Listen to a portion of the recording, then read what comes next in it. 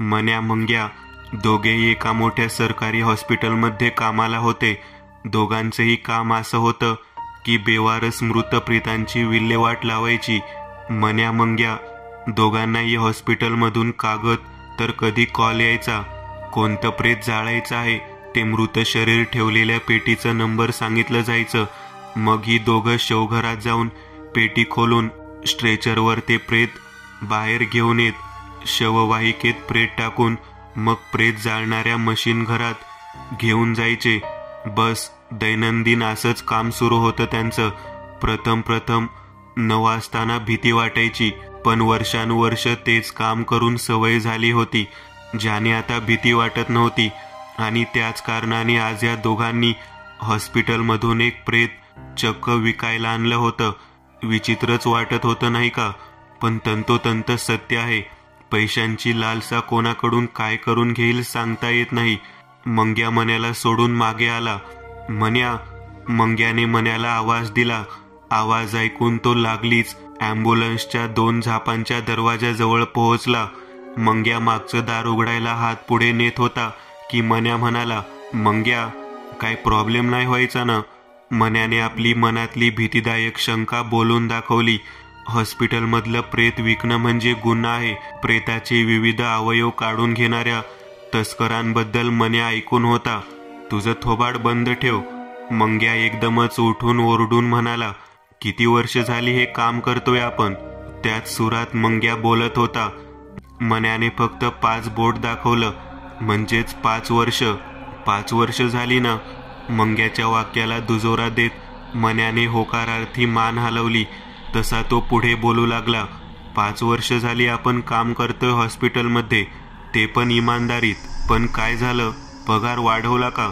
मंग्याच्या वाक्यावर मन्याने फक्त होकारार्थी नाही अशी मान डोलावली.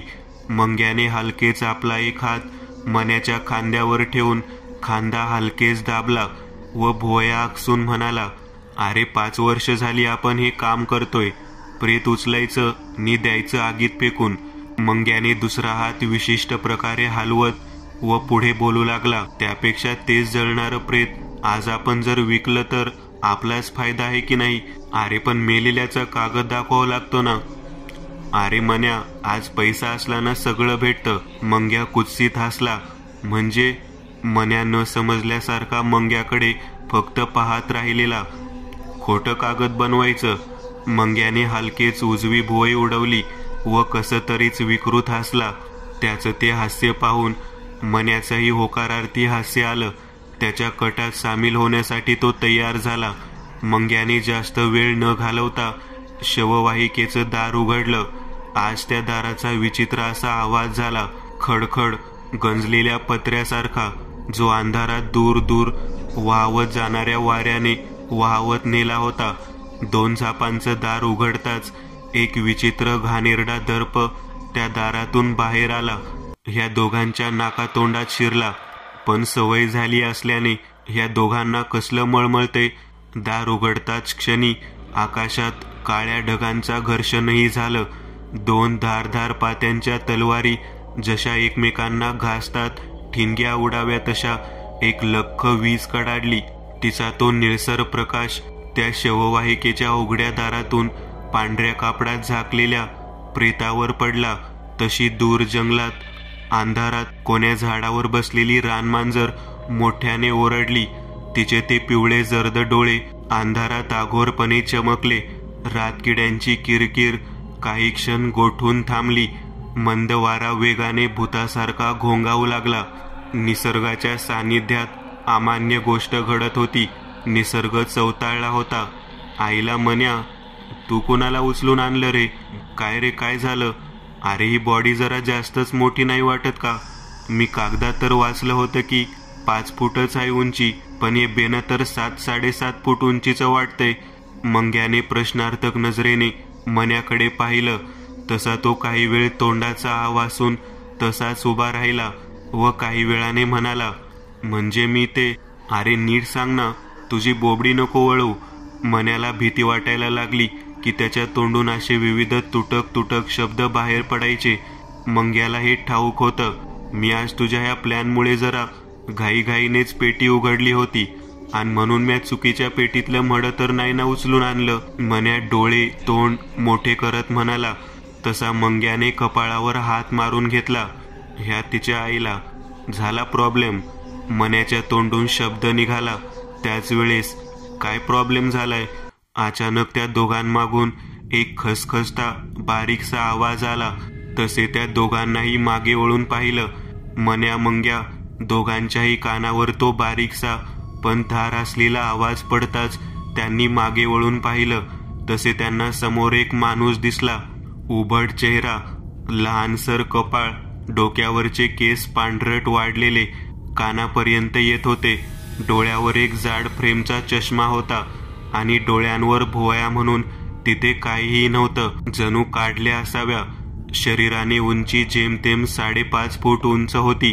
अंगावर एक पांढरा शर्ट घातलेला जो मांड्यापर्यंत येऊन संपत होता.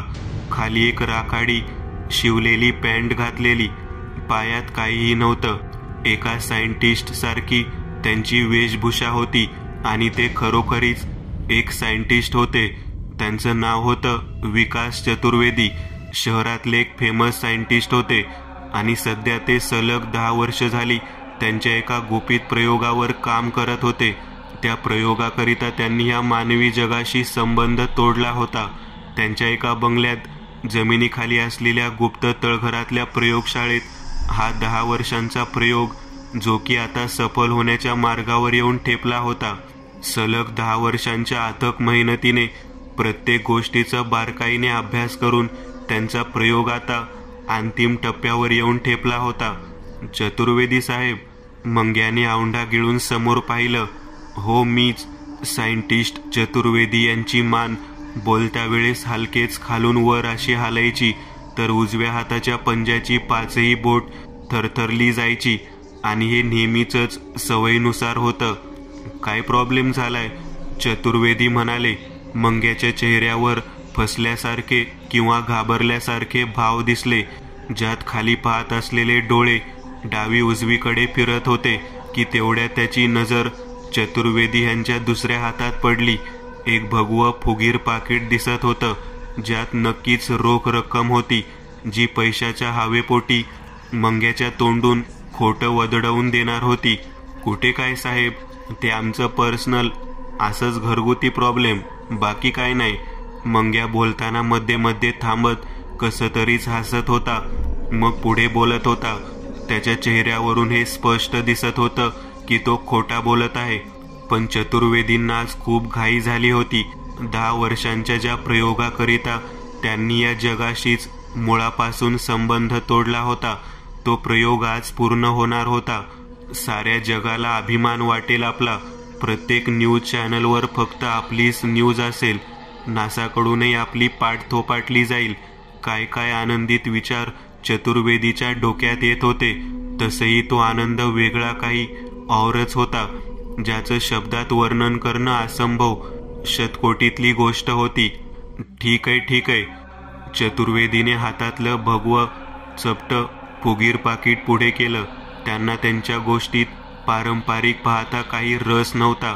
पाकिट पुढे करताच मंग्याने हावरटल्यासारखं तो हिसकावूनच घेतला नि मग दात दाखवत त्यांच्याकडे पाहिलं. मग एकदा त्या पाकिटात पाहिलं. 500च्या करकरीत कितीतरी नोटा एकमेकांना बिलगून बसल्या होत्या, ज्या ह्या दोघांनी उभ्या आयुष्यात पाहिल्या नव्हत्या. मन्याने तर तोंडाचा जबडा थोडंसं उघडलं जात मंग्याच्या खांद्यावर हात ठेवला. दोघांच्याही डोळ्यांत ती हावरटलेली पैशांची लकाकी दिसत होती, ज्यासाठी आता हे दोघे खोटं बोलावं लागलं तरी चालेल, पण सत्य परिस्थिती सांगणार नव्हते. आणि त्यामुळेच पुढे जाऊन काही वेळाने ह्या दोघांसहित त्या बिचाऱ्या चतुर्वेदीवरही अघटित संकट ओढावणार होतं. नियतीमार्फत रचलेल्या एका अघोरी कटाळावळणे फुटायला सुरुवात झाली होती, ज्या कटातील प्रथम पात्र आपलं काम केव्हाच सुरू करून बसले होते. मन्या, खुद्द चतुर्वेदी, ही बॉडी माझ्या मागे आणा. चतुर्वेदींचा बारीकसा आवाज आला. मंग्याने त्यांच्याकडून पैसे घेतले होते, काम करायलाच हवं होतं. तसंही तो आता पैशांसाठी काही करण्यास तयार होता. मंग्या मन्या दोघांनाही तो 7 फूट आकाराचा पांढऱ्या कापडात झाकलेलं प्रेत हातपाय धरून उचलला. प्रथम उघड्या दारातून चतुर्वेदी लंगडत लंगडत एक पाय आदू असल्याप्रमाणे चालत आत घुसला. मग त्याच्या मागोमाग हे दोघे चाइल्ड किलर रंगाचं प्रेत घेऊन गेले. होय, चाइल्ड किलर. पांढऱ्या कापडात गुंडाळलेलं चाइल्ड किलर रंगाचं कलेवर मंग्याने हात तर मन्याने पाय पकडून चतुर्वेदीच्या मागे न्यायला सुरुवात केली होती. त्या दोघांनाही लंगडत लंगडत चतुर्वेदी पुढे चालताना दिसत होते. म्हणायला ते लहानपणापासूनच एका पायाने आधू होते. या पायामुळे त्यांना शाळेतली मुलं लंगडा पांगळा म्हणून काय काय चिडवायची, पण चतुर्वेदींना त्यांचा राग येत नसायचा. त्यांच्या हुशारी, डोक्यात हव्यास, क्रूरता, राग, लोभ या सर्वांना थारा नव्हता. लहानपणापासून ते तरुण वयात येईपर्यंत, मग आता ह्या क्षणी सुद्धा त्यांचे विचार हेच होते. राग हा मानवाचा शत्रू आहे. संयम जेवढं बाळगाल तेवढंच आयुष्य सुखकर होईल. मारण्या झोडण्यापेक्षा समोरच्याला तोंडाने प्रतिउत्तर द्या. स्वतःची स्पेशलिटी काय आहे हे तुम्ही त्याला दाखवून द्या. शिव्या देऊन मोकळं होण्यापेक्षा त्याच्या पुढे निघून जा. हेच खरं प्रतिउत्तर आहे. तर त्यांचे बाकीचे सामान्य तर्कापल्ल्याचे विचार पुढील प्रमाणे. मानवी तर्कांचा ज्या मार्गावर येऊन अंत पावला जातो त्यापुढे फक्त कल्पनाशक्ती जाऊ शकते आणि त्याच कल्पनाशक्तीमार्फत तंत्रज्ञानाचा उपयोग करून हवं ते साध्य केलं जाऊ शकते. भूत, पिशाच, तिमीर, अमानवीय शक्ती ह्या सर्व गोष्टींवर जिथे विज्ञानाने अविश्वास दाखवला आहे त्या सर्व गोष्टींवर त्यांचा विश्वास होता. मानवी शरीरातील पांढऱ्या पेशींचा अंत पावताच शरीर मृत होतच. हा निसर्गाने निर्माण केलेल्या मानवी देहाचा नियम आहे आणि शरीरात असलेला आत्मा देह नष्ट होताच बाहेर पडला जातो. मग एका स्पेशल एनर्जी मार्फत तो मोक्षही पावतो, ज्याला हिंदू धर्मानुसार 13 दिवसाचा कालावधी म्हणतात, नाही का? नासा या कलियुगात सुद्धा एलियन्स आहेत यावर विश्वास ठेवत आहे. आजतागायत हे विश्लेषण चालूच आहे आणि त्यातच जगभरात UFO पाहिल्याचा व्हिडिओज तर कधी सोशल मीडियावर एलियन सारखा दिसणारा प्राणी असं काही काही येत असतं. परंतु या सर्वांतही एकदाही हे कळू शकलं नाही की एलियन्स अस्तित्वात आहेत. असो, कथेकडे वळूयात. चतुर्वेदीच्या मागे मंग्या, मन्या हे दोघेही रंगाचं कलेवर घेऊन चालत येत होते. आजूबाजूला कंपाऊंडची 9 फूट भिंत होती. बाहेरून कोणालाही हे तिघे दिसणार नव्हतेच. कंपाऊंडात खाली हिरवं लहानसर गवत होतं. बाजूला काही विविध चिकू, पेरू, आंबा, मोसंबी अशी फळांची झाडं सुद्धा होती, जी अंधारात वाऱ्याच्या वेगाने सळसळ करत जणू त्यांवर कोणी झोके घेत बसला आहे अशी हालत होती. हे तिघेही हळूहळू पुढे जात होते. त्या तिघांच्याही मागे दुमजली बंगला मागे पडताना दिसत होता. ए मंग्या, हा म्हातारा कुठे घेऊन चालला आहे आपल्याला? मन्या हलकेच पुटपुटला. गप्प बस, आपल्याला पैशाशी मतलब आहे. हे प्रेत सोपवून लगेच निघू इकडून. तो काही करू, आपल्याला त्याच्याशी मतलब नाही, मंग्या जरासा खेकसूनच म्हणाला. त्यावर मन्या लागलीच गप्प झाला. एव्हाना 30-40 मीटर अंतर चालून झालं होतं. चतुर्वेदी आता जागेवरच थांबलेले. या दोघांना दिसत होते. समोर कंपाऊंडची शेवटची भिंत दिसत होती. अरे ह्यो पांगळा येडा आहे का काय? मन्याने पुन्हा तोंड उघडलं होतं. तो पुढे अजून बोलणार होता की मध्येच त्याला चतुर्वेदीच्या शरीराची हालचाल होताना दिसली. त्यांनी आपला डावा हात आणि कंबर थोडीशी खाली वाकवत गवतावर हात ठेवून हलकेच एक गुप्त दरवाजा करकरत वरच्या दिशेने उघडला. एक चौकोनी आकाराचा, ज्यावर हिरव्या गवताची शाल पांघरून ठेवलेली. आबो बाबो, मन्याचे डोळे आश्चर्यकारकपणे मोठे झाले होते. आजतागायत त्याने फक्त TV सिरियल्समध्येच गुप्त घरांबद्दल ऐकलं होतं, काल्पनिकरित्या पाहिलं होतं, पण आज तो ते सत्य परिस्थितीत पाहत होता. चतुर्वेदींनी दरवाजा उघडला. खालून खजाना असल्याप्रमाणे त्या चौकोनी तळघरातून लाल, पिवळा, हिरवा प्रकाश बाहेर येत होता. तोच प्रकाश त्यांच्या चेहऱ्यावर पडलेला. प्रथम चतुर्वेदी आत घुसले. त्यांचं डोकं जेव्हा त्या खड्ड्यात नाहीसं झालं तेव्हा आतून एक आवाज आला. ते प्रेत घेऊन माझ्या मागे या.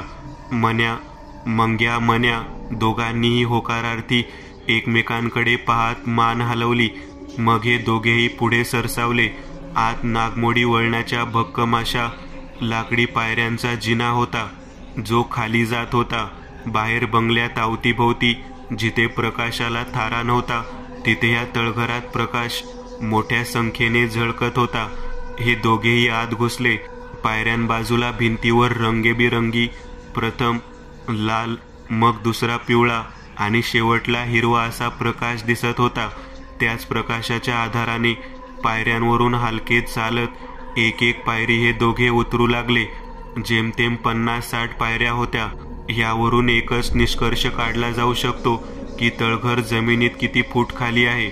शेवटची पायरी उतरून या दोघांनीही तळघरात प्रवेश केला. तसा पुढचा नजारा पाहताच त्या दोघांच्या डोळ्यांचा आकार चेंडू एवढा झाला. ज्या तळघरात भूताखेतांच्या गोष्टीत, चित्रपटात भूतांची हस्तक मशाली पेटवून राहत असताना दाखवतात, त्या तळघराचं आणि या तळघराचं कुठेही साम्य जुळत नव्हतं. समोर एक शाही प्रयोगशाळा होती. चारही बाजूंनी प्लास्टर करून रंगवलेल्या पांढरट भिंती होत्या. त्यांना रंगवायला बंगल्याचाच कलर वापरला असावा. वर चौकोनी आकाराच्या LED लाईट्स पेटवलेल्या. त्यांचा प्रकाश पूर्णतः तळघर उजळून टाकत होता. खाली सफेद फरशी होती. लायब्ररीत पुस्तक ठेवली जाणारी कप्प्यांसारखी 2 मोठी कपाट दिसत होती, ज्यात पुस्तकांचा असीम भंडार भरलेला होता. एका भिंतीपाशी ती 2 कपाट उभी केलेली दिसत होती. त्या कपाटा बाजूलाच एक काचेचे 3 कप्प्यांचं अजून एक कपाट दिसत होतं. त्या तिन्ही कप्प्यांच्यात काचेच्या बरण्या ठेवलेल्या होत्या आणि त्या बरण्यांच्यात एक विशिष्ट द्रव्य ओतलेलं आणि त्यांमध्ये मानवी अवयव ठेवलेले, जसं की नाळ जोडलेले डोळे, डोक्यातला गुलाबी रंगाचा मेंदू जो की खाली गेलेला दिसत होता. एका बरणीत मानवाचं बिना डोळ्यांचं आव असलेल्या तोंडाचं कापलेलं शीर ठेवलं होतं, तर बाकीच्या पारदर्शक बरण्यात साप, वटवाघूळ, घुबड अशा कित्येक तरी प्रकारची पक्षी, पाखरं पिवळ्या हिरव्या द्रवात मृतपणे कोंबलेली दिसत होती, जी की भयान भासत होती. ही सर्व पक्षी, पाखरं त्या जंगलातीलच असणार. त्या काचेच्या कपाटामधोमध पुढे फरशीवर एक मोठा टेबल ठेवलेला दिसत होता. ऑपरेशनसाठी वापरला जाणारा टेबल, पण जरा जास्तच मोठा होता. त्या टेबलावर छतावर टांगलेलं गोल पिवळे फोकस खाली प्रकाश पाडत होते. त्या प्रकाशात टेबलावर काही वायर्स अस्ताव्यस्तपणे पडलेल्या दिसल्या जात. बाजूलाच काही विशिष्ट प्रकारच्या 4-5 मशीन ठेवलेल्या दिसत होत्या. त्या मशीनमध्ये हिरव्या रंगाने इंग्रजीत आकडे तर कधी टिंब कमी जास्त होताना दिसत होते. तळघरात घाणेरडा, कुचकट, कुबट वास वगैरे बिलकुल येत नव्हता. उलट स्वच्छता होती व फिनेलचा वास घुमत होता. त्यातच वरच्या तापमानापेक्षा खाली जरा गरम वाटत होतं. चतुर्वेदींनी हलकेच मागे वळून पाहिलं. हे दोघे पांढऱ्या कापडातलं ते प्रेत हातपाय धरून उभे होते आणि तोंडाचा आवासून डोळे वटारून आजूबाजूला पाहत होते. "आणारे प्रेत इकडे," चतुर्वेदींनी त्या दोघांना उद्देशून म्हणाले. अचानक आलेल्या गुंजकट आवाजाने या दोघांचीही तंद्री भंग पावली. "हो हो," म्हणतच दोघेही चतुर्वेदींपाशी पोहोचले. "ते प्रेत त्या टेबलावर ठेवा." त्यांच्या वाक्यासरशी ह्या दोघांनी ते प्रेत समोर असलेल्या स्ट्रेचर सारख्या टेबलावर ठेवलं व दोघांनी आपापले हात खांदे दाबले. प्रेत काही कापसासारखं हलकं थोडीना होतं. चांगलं 7-7.5 फूट उंचीचा, काटकुळ्या शरीराचं, 70-80 किलो वजनाचं होतं. मेल्यावर वजन थोडं कमी झालं होतं, पण एवढंही नाही. "चला येऊ का साहेब?" मंग्या मोठ्या खुशीत हात वर दाखवत म्हणाला. त्याच्या मनात जे पाकिटातले पैसे आनंदाचे लाडू फोडत होते, तेव्हा एकदा वाटणी करून इंग्लिश चपटी घशाखाली उतरवतो असं त्याला झालं होतं. "कुठे चाललात?" समोरून प्रश्न आला. "अहो असं काय बोलता साहेब, तुम्ही सांगितल्याप्रमाणे हॉस्पिटलमधून प्रेत आणून दिलं की तुम्हाला, वापस या तळघरात बी आणून दिलं की झालं ना मग आता काम." मंग्या जरा कापऱ्या स्वरात म्हणाला. त्याच्या मनात एक भीती आली होती की हा म्हातारा आपल्याला ब्लॅकमेल करून पैसे परत तर नाही ना मागणार. अरे हो माहितीये मला. चतुर्वेदीचं डोकं नि उजव्या हाताची 5 बोटं हालत होती.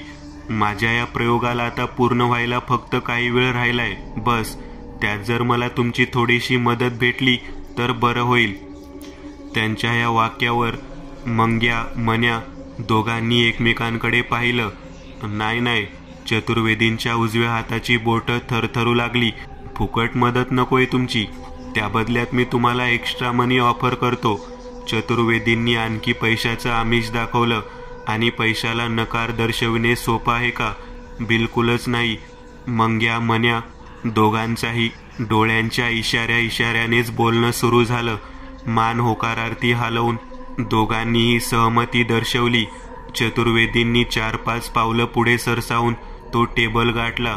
वरून गोल पिवळ्या रंगाचा छताला टांगलेल्या लाईटचा फोकस त्या पांढऱ्या कलेवावर असलेल्या कापडावर पडत होता. आपला उजवा थरथरणारा हात पुढे वाढवून त्यांनी हलकेच त्या कलेवारावर असलेलं पांढरं कापड काढून घेत मागे मंग्याच्या हाती सोपवलं. मंग्याने तो कापड हातात घेऊन थेट आवाज न करता जिन्याच्या पायऱ्यांशी फेकला. स्ट्रेचरवर रंगाचं नग्न प्रेत एक सैतान समोर झोपला की काय असं भासवून देत होता. चतुर्वेदी त्यांच्या सोबतच मागे उभ्या असणाऱ्या मंग्या मन्या काही क्षण अगदी स्तब्ध उभे राहून रंगाचं प्रेत विस्फारलेल्या डोळ्यांखाली घालत पाहत राहिले होते. मंग्या, कोणाचं प्रेत आणलंय मी हे? कसला डेंजर दिसतोय यार हा. सेम सैतान झोपलाय असा. मन्याच्या वाक्यावर मंग्याने खाडकन विस्फारलेल्या नजरेनेच त्याच्याकडे पाहिलं. तो जे काही बोलत होता ते अगदी सत्य होतं. यार हा मेलाय तरी भीती वाटते मला त्याच्याकडे पाहून. जिवंतपणी कसा असेल यार हा. मन्याच्या वाक्यावर मंग्याने भयग्रस्त भाव चेहऱ्यावर ठेवत एक औंढा गिळला. मुर्दा घरातल्या थंड वातावरणात बर्फाच्या थंड पेटीत 24 तासांहून जास्त काळ राहिल्यामुळे ते प्रेत हात पाय डोकं मांड्या पांढऱ्या फट रंगात बदललं गेलेलं. खप्पड उभट राकीट चेहरा, रुंद कपाळ नि त्यावर टक्कल एकही केस नव्हता. डोळे आणि पापण्या सर्व काही काळ्या सर्कल्सनी गिळून टाकलेलं. चॉकलेटी ओठांवरचा जबडा थोडासा बाहेर आलेला. त्यातून पुढचे मधोमध असलेले सोन्याचे दात दिसत होते.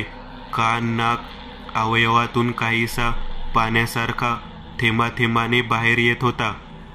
पांढरेफट हातपाय अगदी बलदंड फुगीर दिसले जात. हातांच्या नखा काळपट पडल्या होत्या. नि एक विशेष लक्षपूर्वक गोष्ट अशी की रंगाच्या प्रेतावर एकूण 20-30 पांढऱ्या बँडेज विविध चेहऱ्यापासून ते पायापर्यंत ठिकठिकाणी लावलेल्या दिसत होत्या. चतुर्वेदी विस्फारलेल्या डोळ्यांनी त्या 7 फूट प्रेताकडे अगदी भीतीने गर्भगळी झाल्यासारखे पाहत होते. हा प्रेत कोणाचा आहे रे? आणि या प्रेतावर ठिकठिकाणी बँडेज का मारलेत? चतुर्वेदींचा कापरा आवाज मंग्या मन्या दोघांनी ऐकला. मन्याने मंग्याच्या खांद्याला हिसका देत त्याला पुढे ढकललं. जणू तूच सांग असं त्याचा इशारा होता तो. मंग्याचीही पाचावर धारण बसली होती. पण जसा हात पैशाच्या पाकिटावर गेला त्याची नियत बदलली.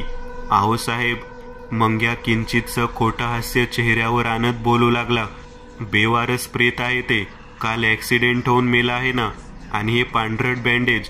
मंग्याच्या ह्या प्रश्नावर 1-2 क्षण विचार करायलाच गेले व तो एकदम काहीतरी आठवल्यासारखं म्हणाला, अहो ते बॉडीमध्ये ठिकठिकाणी काही काचा घुसल्या होत्या असं मी डॉक्टरांकडून ऐकलं होतं. म्हणूनच त्या काचा काढून त्या जागेवर बँडेज लावलेत. मंग्याने मोठ्या हुशारीने थाप मारली. त्याच्या वाक्यावर चतुर्वेदींनी एक क्षण पुन्हा त्या प्रेताकडे पाहिलं. तो उबट खप्पड चेहरा मनात न जाणे का पण टोचत होता. काहीतरी खटकत होतं. मन एका बाजूने ओरडून सांगत होतं, हे बरोबर नाही, हे प्रेत बरोबर नाही. सैतान आहे हा सैतान, ज्याला तू पुनर्जन्म देत आहेस. असं करू नकोस, अन्यथा अनर्थ घडेल.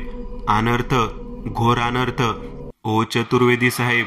मंग्याच्या आवाजाने चतुर्वेदी मूळ स्वरूपात परतले. त्यांच्या विचारचक्राला तडा बसला. काय? ते म्हणाले, अहो म्हटलं करूयात का सुरुवात? शुभ कामाला वेळ कशाला, नाही का? मंग्या दात दाखवत हसत म्हणाला. चतुर्वेदींनाही त्यांचं बोलणं पटलं. हो ठीक आहे, करूयात सुरुवात. चतुर्वेदींनी पुन्हा एक कटाक्ष रंग्याच्या चेहऱ्यावर टाकला. त्या उबट खप्पड चेहऱ्यामागे मृत होऊन सुद्धा रागीट क्रूरतेच्या खुणा झळकत होत्या. जर हे जिवंत झालं तर? सायंटिस्ट चतुर्वेदींनी होकार दर्शवला खरं, पण ते वाक्य ते स्वखुशीने त्यांच्या मुखातून निघालं होतं का? या पाहू पुढे. आकाशात काळे ढग फिरत होते. कोणत्याही क्षणी ढग फाटून त्यातून पाऊस कोसळणार होता. त्या काळ्या ढगात निळसर रंगाच्या विजा शॉर्ट सर्किट झाल्याप्रमाणे चमकत होत्या. त्यांचा विचित्र गडगडाटी आवाज उभा आसमंत दणाणून सोडत होता. वीज कडाडताच चतुर्वेदींचा बंगला, कंपाऊंड बाहेरची ती चॉकलेटी रंगाची शववाहिका, सर्व काही उजळून निघत होतं. कंपाऊंडात दूर उजव्या बाजूच्या शेवटच्या भिंतीजवळ चतुर्वेदीच्या तळघराचं मार्ग उघडा दिसत होता. लाल, हिरव्या, पिवळ्या लाईटमधून नागमोडी वळणाचा जिना उतरून गेल्यावर खालचं LED लाईटने उजळून निघालेलं तळघर दिसत होतं. चतुर्वेदींनी आतापर्यंत मंग्या मन्या दोघांच्याही मदतीने रंग्याचं प्रेत स्ट्रेचरवर ठेवलेलं. पांढऱ्या फट नग्न प्रेताच्या अवयवावर एक छोटासा पांढरा कपडा टाकलेला. त्याखाली त्याचे ते मोठाले काटकोळे पाय दिसत होते. रंग्याच्या टक्कल पडलेल्या डोक्यावर ठीक कपाळामधोमध एक अंगठीसारखी मोठी स्टीलची रिंग बसवली होती. त्या रिंगवर पुढे एकूण 3 रंगाचे छोटेसे लहान टॉर्चमध्ये असतात तसे गोल बल्ब दिसत होते. गुलाबी, आकाशी, चंदेरी नि त्या प्रत्येक रंगावर एक लहानसर काळ्या रंगाची वायर होती, जी की एका मशीनमध्ये जाताना दिसत होती. नि त्या मशीनवर हिरव्या रंगात 0 असा इंग्रजीत आकडा दिसत होता. मंग्या मन्या दोघांनाही कळत नव्हतं, पण चतुर्वेदी जसं काम सांगेल तसं ते बरोबर करत होते. रंग्याच्या छातीवर सुद्धा काही वायर्स एका विशिष्ट पद्धतीने लावून दुसऱ्या एका मशीनमध्ये जाताना दिसत होत्या. त्यावर सुद्धा 0 असा हिरवा आकडा दिसत होता. तुम्ही दोघे इथेच थांबा, मी आलोच. चतुर्वेदी असं म्हणतच त्या टेबलापासून पुढे निघून गेला.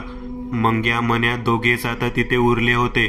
मंग्याने थोडंसं मोकळं व्हावं ह्याकरिता बाहेर जायचं ठरवलं. मन्या मी जरा आलोच, हाताची करंगळी दाखवत तो जिन्याच्या दिशेने निघून गेला. मन्या आता तिथे एकटाच उभा होता. समोर ते अभद्र राकीट थोबाडाचं प्रेत होतं. त्याच्या चेहऱ्याकडे पाहताना नकळत मन्याला थोडीशी भीती वाटू लागत होती. म्हणून तसा तोही जरासा स्ट्रेचरपासून थोडा बाजूला आला. आजूबाजूचं दृश्य पाहू लागला. काचेच्या कपाटातले ते प्राणी, ते डोळे, मेंदू, ते धड. मन्याला वांती झाल्यासारखं झालं, पण वांती काही झाली नाही. तसाच तो चतुर्वेदींना म्हणत माघारी वळला. नि तेवढ्यात त्याला खाली भिंतीजवळ एक उबट पिवळसर 2 फूट आकाराचा खोका दिसला. आताच्या क्षणाला त्याची उत्सुकता चालवण्यासाठी तेवढं पुरेसं होतं. 2 पावलं चालून तो त्या खोक्यापाशी पोहोचला. आत काय असेल, पैसे, कपडे की बाहुली? मन्याने तो पिवळसर कवरचा खोका हाती उचलला. खोक्याची मागची कवर पिवळी होती नि त्यावर हलक्याशा काळ्या रंगात एक मोठा इंग्रजीत ए लिहिलेला होता. आज जे काही होतं ते पाहण्यासाठी खोका फिरवावा लागणार होता. वजनाने जरासा जड भासणारा तो खोका, त्यात पैसे नक्कीच नव्हते. उत्सुकतेपोटी मन्याने त्या खोक्याच्या पुढे हात नेला. तसे हाताच्या बोटांना पुढे एक जाड प्लास्टिकची उभी पॅकेज कव्हर लागली. तसं त्याने तो खोका फिरवला. खोका फिरताच त्याला आजूबाजूच्या त्या प्रकाशात त्या खोक्यात एक बाहुली दिसली, जिचं वर्णन पुढील प्रमाणे. हलकासा तपकिरी रंगाचा मेकअप मारल्यासारखा गोल चौकोनी चेहरा, गोबऱ्या गालांवर हलकासा गुलाबी रंग नि त्यावर तपकिरी रंगाचे 5 मिळून दोन्ही गालांवर लहानसर बिंदूसारखे टिपके होते. नाक नपटं होतं. त्याखाली पातळसर ओठांची सर्जरी केल्यावर जसे ते ओठ जाड दिसतात तसे जाड वर उचललेले ओठ होते. ती बाहुली आपल्याकडे पाहून हसत आहे असं कंपनीला दाखवायचं असेल. वर उचललेल्या त्या ओठांमधून वरचे दात नि जबड्यातील गुलाबी जीभ दिसत होती. डोळे म्हणून निळसर काचेच्या टपोऱ्या कड्या होत्या नि त्यावर आयब्रो म्हणून केस नव्हते, तर एका काळ्या विशिष्ट रंगामार्फत एक पातळसर रंगोटी मारलेली दिसत होती. एक पातळसर रेघोटी मारलेली दिसत होती. कपाळावरून वर चॉकलेटी रंगाचे केस होते, ज्यांच्या 2 वेण्या डाव्या उजव्या बाजूला बांधलेल्या दिसत होत्या. अंगात प्रथम गळ्यात एक निळी टाई, मग त्यावर काळ्या नि सोनेरी रंगाचे पट्टे असलेले मिश्रित शर्ट होतं नि त्यावर एक चॉकलेटी रंगाची भडक अशी फ्रॉक घातलेली होती. खाली दुडू धावणाऱ्या लहानसर 2 पायात प्रथम आत पांढरट सॉक्स, मग त्यावर काळे चकचकीत बूट घातलेले होते. Angel the doll. भारी आहे की बाहुली. मन्या खोक्यावर इंग्रजीत पहिल्या लिपीच्या स्पेलिंगचं नाव वाचत हलकेच पुटपुटत हसला. आजूबाजूला मन्याशिवाय नि रंग्याच्या प्रेताशिवाय कोणीही नव्हतं. मंग्या बाहेर गेलेला तो अद्याप आला नव्हता. चतुर्वेदींचाही पत्ता लागत नव्हता, तेही अद्याप आले नव्हते. आईला, हा पांगळा भावल्यांशी खेळतो, तेही ह्या वयात, कसं काय? मन्याने स्वतःशीच विनोदी प्रश्न केला. निफर आवाज करत तो पुढचा प्लास्टिक फाडला. पॅकेज प्लास्टिक फाडून ती चॉकलेटी फ्रॉक घातलेली चौकोनी गोल चेहऱ्याची गोबऱ्या गालांची बाहुली त्याने हात घालून बाहेर काढली. तिचे फिक्कट गुलाबी ओठ जरासे वर आले होते, जणू ती समोर उभ्या माणसाकडे पाहत हसत आहे. तिच्या किंचितशा उघडलेल्या जबड्यातून ते शुद्ध दुधेरी रंगाचे दात लक्षवेधक दिसत होते. त्या फिकट निळसर टपोऱ्या डोळ्यांनी ते एकटक हसत मन्याकडे पाहत होती.